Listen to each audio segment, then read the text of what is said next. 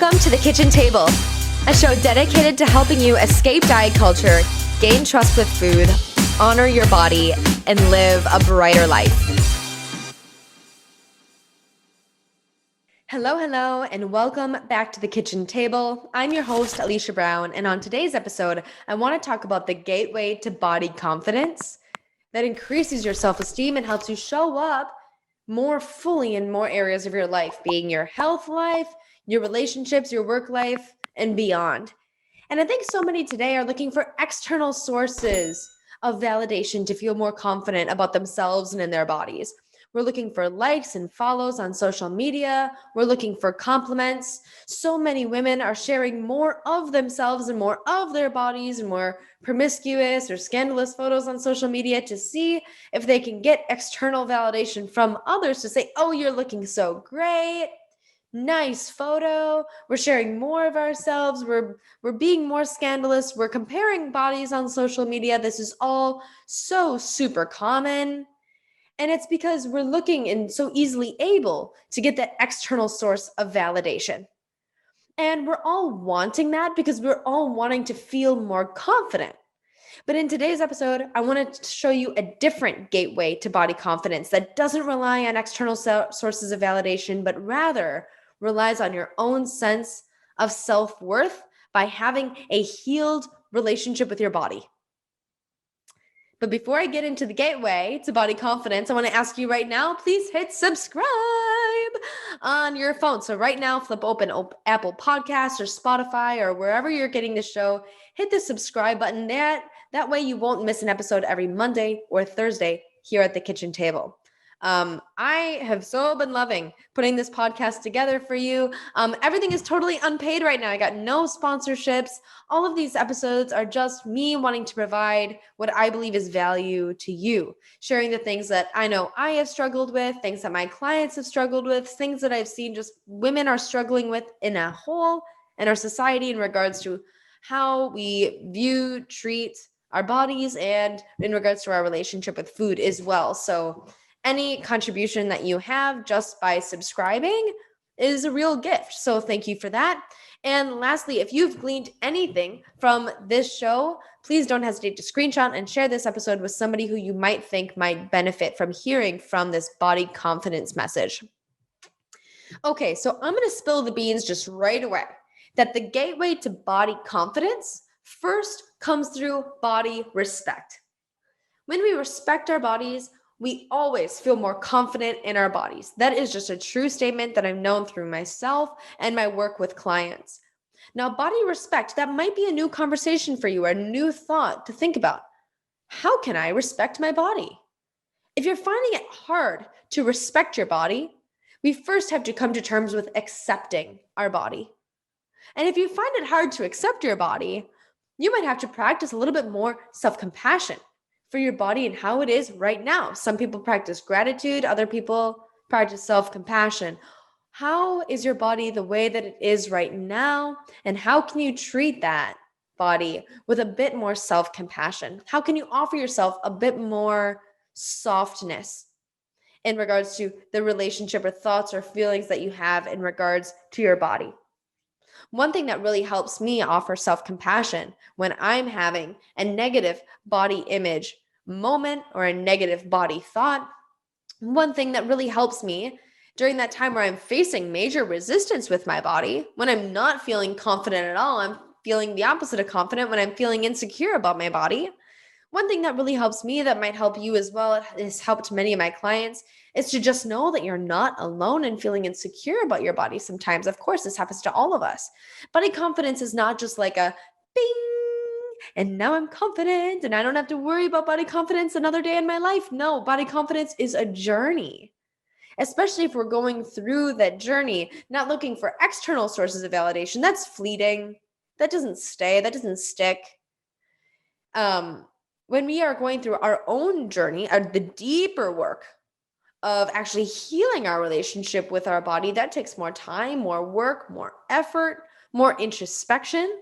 And when we do that, first starting with self-compassion, it can help to normalize that we are not the only ones that feel insecure in our body. We are all here at the kitchen table right now because we've all felt insecure in our body. And of course, we feel insecure in our bodies. We are living in a culture that says, oh, thin bodies are prettier bodies. Thin bodies are healthier bodies. Thin bodies are more attractive bodies, these smaller bodies. And so people in other body sizes are trying to force their bodies into smaller bodies in order to feel more attractive, to feel like they belong, to feel a sense of self-worth and empowerment. Because we're taught that smaller bodies are healthier and grant us all of those things. Now, that is a bunch of baloney. And the pursuit to get to a smaller body is not validated. There's no weight loss method. It's not, what is that? Noom? I was going to say Voom. No, it's not Noom. That's a diet. It's not keto. That's a diet. None of these are proven to actually help women lose weight and keep it off for more than 5 years. And most people gain more weight than they lose with every consecutive diet. And so we know that weight loss is not the way to body acceptance. Weight loss is not the way to body confidence, at least not in a sustainable way. Now, if you've lost weight in the past and you have been complimented by your weight loss and how you were looking then, I know how painful it can be to then have gained weight and not heard any compliments, not heard any validation. How people constantly judge you for being in a larger body after having lost the weight. You're not alone in that experience either. That's completely normal. And that has happened to 95% of people that have dieted to get to a smaller body, that then feel healthy and more accepted in all these things. So the baloney is, and not to demonize baloney, all foods are welcome, including baloney, but the hogwash, the hogwash is the complete rubbish. The rubbish is that there's this thought that if you get to a smaller body, then you'll be more confident. The truth is that you can be confident in the body that you're in right now if you work towards going through these steps on your journey. The first is to offer yourself self-compassion by normalizing that body insecurity, completely normal. Every woman feels insecure about their bodies sometimes. Men do too. Absolutely. Once we offer ourselves some of that compassion, then we can learn to accept our body a little bit more. We can learn to accept our body and just say, this is my body. This is my body the way it is. There's a different ownership that comes with the acceptance piece. This is my body. This is my arm. This is my stomach. These are my legs. In a very neutral way, just owning the fact that this is mine. Owning the fact that your body is yours. And accepting the way that it is right now. This is my body. There's an acceptance that comes through that statement. Very powerful statement.